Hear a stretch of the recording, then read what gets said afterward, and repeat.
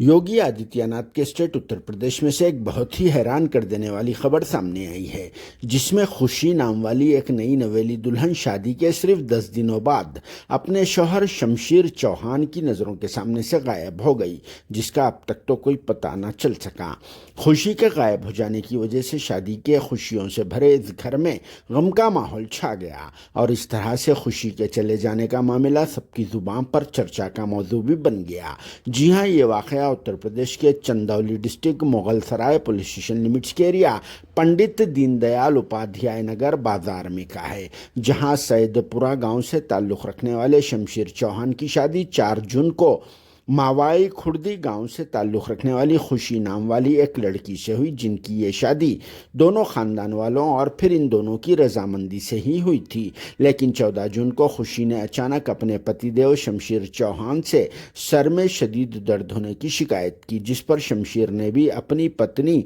खुशी को एक डॉक्टर के पास ले गया। उसके बाद खुशी की फरमाइश पर शमशेर ने नई शादी हुई बोलकर कुछ शॉपिंग भी कराया और फिर उसके बाद दोनों पति और पत्नी एक रेस्टोरेंट के लिए चले गए, जहां नई नवेली दुल्हन खुशी ने खाने वाला और सही के समोसे का ऑर्डर देकर वॉशरूम के लिए रवाना हो गई। उधर दूसरी तरफ शमशेर चौहान अपनी नई नवेली दुल्हन के इंतजार में टहल रहा था